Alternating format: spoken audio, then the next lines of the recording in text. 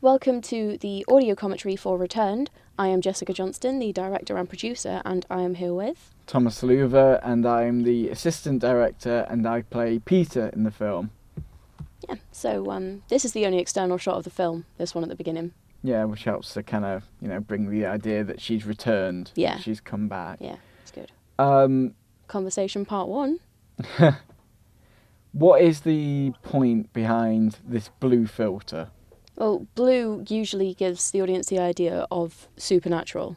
So Okay. by using the blue filter, we can help to give the idea that these dolls are possessed and it's them that are doing these evil things. And because obviously the audience at this point don't know that it's actually more of a psychological thriller rather than a supernatural horror. Yeah, don't listen to other commentary first time around, you'll ruin it. Yeah. Yourself. This shot. This is definitely my favourite shot of the film. I like this shot.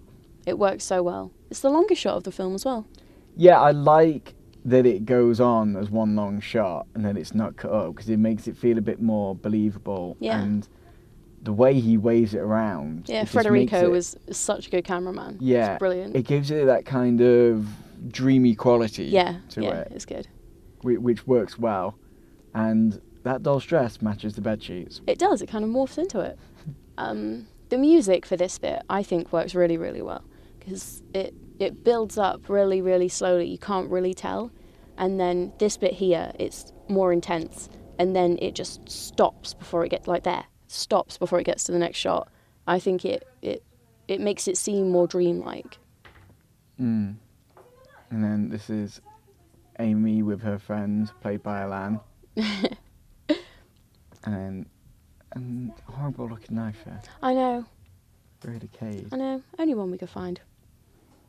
What was it like for Alan to play basically two different characters? I think it was quite difficult for her to kind of get her head around because they were two very different characters. She went from best friends to nurse, basically. And then Blackout. Yeah.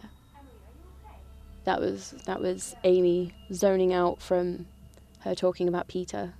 That was a smash cut there. It was, yeah. Because they're not usually seen in horror films, or not now anyway. I wanted to kind of change things up a bit. Little point of view shot right there. It makes it look a bit strange. It makes it look like we've missed something. But obviously we're watching it, so it seems a bit strange. But that obviously works into it later. Yeah. It looks really good. It's all Alan's death in this scene is all mainly camera tricks and Yeah. insinuation rather than actually.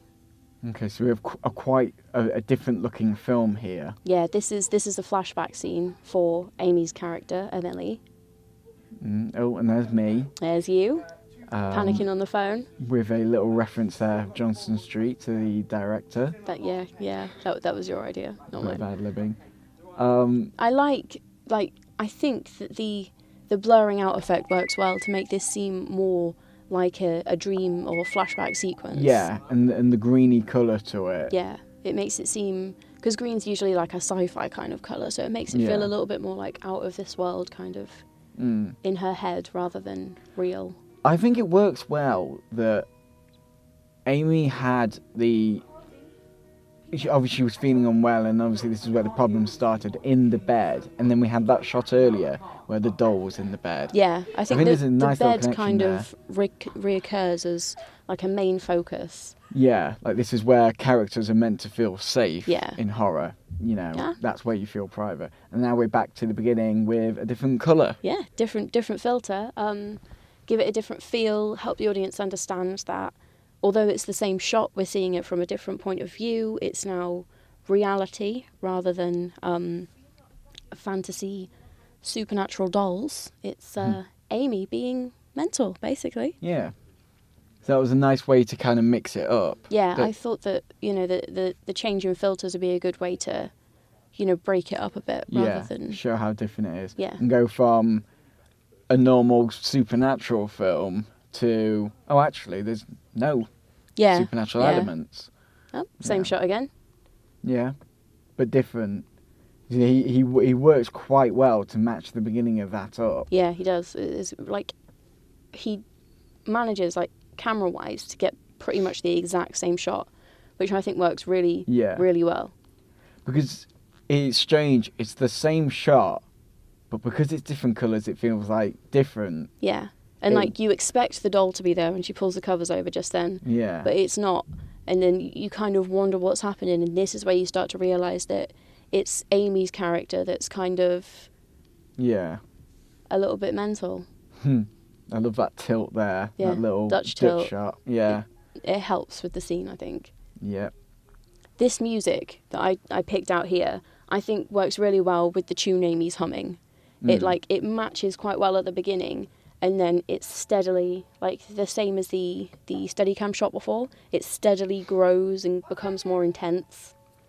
I think Amy should have done the whole soundtrack. When she goes creepy, she does it fantastically. She does a Like, she brilliant can go job. from normal to creepy to scary to scared Yeah, very well. yeah, Which definitely. I think works well.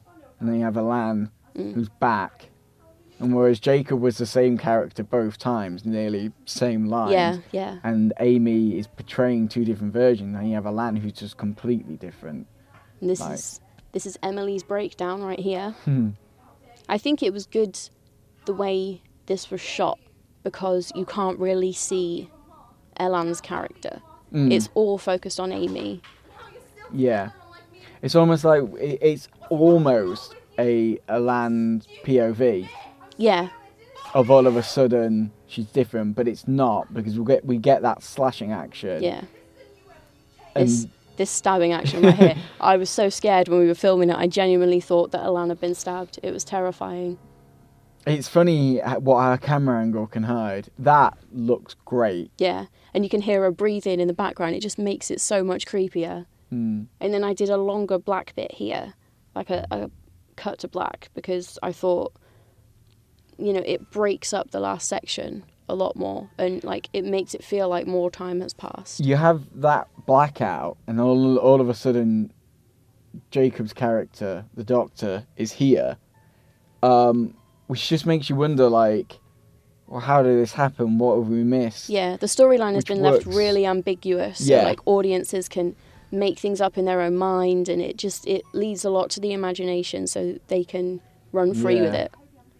So we go from a creepy doll on the left to creepy actress on the right. It works well. Like her little giggles. Oh, they're the scariest thing. They make, like, when you watch it, they make you feel uncomfortable. Mm. And Yeah. the change in angles with the cuts that I do in this scene, I did it because it's a play on power. Because at the beginning, you knew that the Doctor was in charge. He was saying, you take these pills and you do this and you do that. But because the camera angles go from low to high and they're both kind of, obviously Jacob's tied to a chair, so Yeah. he has no power in this. There's a bit of a transfer of power. You go lower and then kind of a medium and then kind of a mid. Yeah. And it works. Oh, that shot every time. It's the Oh, creepiest thing. This outro with the song and the dolls fading, I think it just works. They look. I think that last shot works well, holding that, and that this was or has become Emily's child. Yeah. So Hannah's child, sorry. But yeah, I hope you enjoyed it. yeah, I hope you enjoyed this audio commentary. Just a bit of an explanation as to the shots, the colours, and the actors and actresses within the film. Yep, Yeah, especially you, Peter. thank you. Thank you very much. Thank you for listening / watching.